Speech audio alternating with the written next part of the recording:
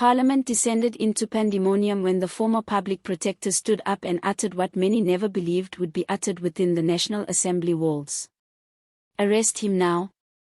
Her sights were set on none other than President Cyril Ramaphosa, South Africa's beleaguered head of state, already under sharp public and opposition leader scrutiny. It was an instant charged with tension. Members of Parliament gasped, chairs scraped, and whispers became roars as she, with unyielding determination, directed her political finger firmly at Ramaphosa. For a fleeting moment, time stood still before the House descended into chaos. The charge was nothing short of dynamite, a profound and long-standing scandal, she asserted, had long been covered up. One that, if true, would shake the very foundations of the ANC and reshape the future of South African politics. The House could hardly contain itself. During her delivery of the revelations, chaos ensued.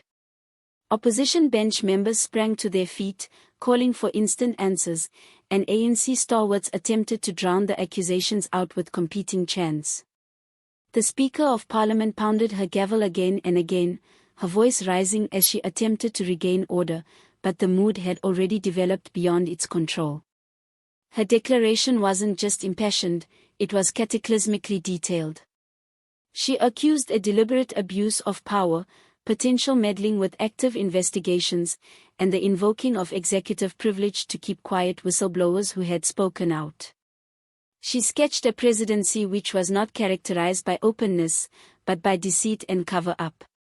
Everyone looked at her not as a former official, but as a female determined to pull truth out of the shadows. Her integrity, once the subject of national discussion, no longer weighed as heavily as what she had to say. There was no mistake in the message. This was not political drama. This was a call for justice. Whispers of a secret scandal about financial improprieties, foreign money, and backroom deals at the uppermost echelons of government have been circulating for months. Stories of bribes paid in foreign exchange, of clandestine meetings behind closed doors, of state funds diverted for personal enrichment. Now that she was out of the straitjacket of her old office, she asserted that she had evidence and testimony that established President Ramaphosa not only as a witness but as an active player. However, shrouded in specifics are the claims. The implications are damning. If true, they indicate a concerted attempt to cover up presidential misconduct, employing state institutions as protectors instead of weapons of justice. Her supporters glorified widespread tales of her as a hero, someone finally ready to speak truth to power, no matter the personal and political cost. Opposition MPs joined with her appeal, their voices blurring into cries of arrest demanded of Ramaphosa. Ramaphosa's faction scrambled into defense mode in the meantime. Within hours, ANC loyalists rushed to discredit the allegations as reckless and irresponsible, with government representatives denouncing the outburst as an unfounded political stunt. But notably, they did not confront the particular charges head-on. That silence only stoked more rumors. The ANC, previously weakened by infighting for power, corruption scandals, and a gradual erosion of public confidence, now confronts another crisis of existence. The president's supporters maintain that he has to be protected at all costs, and his opponents within the party rumor that it may be time for fresh faces to take charge. The danger of a full-blown civil war within the power corridors is an imminent one, and the implications could be disastrous, not just for the ruling party, but for the nation's stability as well. Behind closed doors, senior ANC leaders have allegedly battled over whether to respond to the fallout. Some believe Ramaphosa has to speak to the nation immediately to reassure people and stem the storm. Others claim that silence is golden, that permitting the scandal to rule the headlines will just legitimize it further. Silence might be an option no longer. On social media networks, on radio phone-ins, and in the streets, South Africans are calling for accountability. The slogan "Arrest him now" is trending throughout the nation, repeating the exact words that rocked Parliament.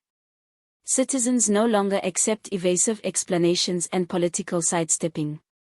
They desire clarity, truth, and repercussions. The mood in the public is charged. Students are planning to march. Civil society organizations are demanding that there be immediate investigations, and lawyers are analyzing each sentence of the charges to check if indeed charges could follow. The mood is similar to that during previous scandals that toppled once mighty political leaders. Many are now left wondering if history is repeating itself. This is not the first time that Ramaphosa has been at the center of a controversy.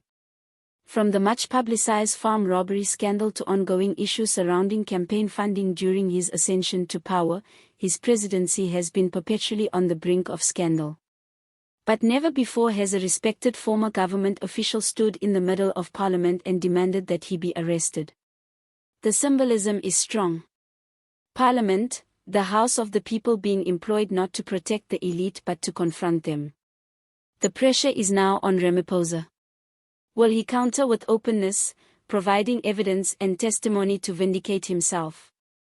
Or will he pull back into evasion, depending on political allies to protect him as the storm holds beyond? Can the ANC weather another wave of division, distrust, and rebellion?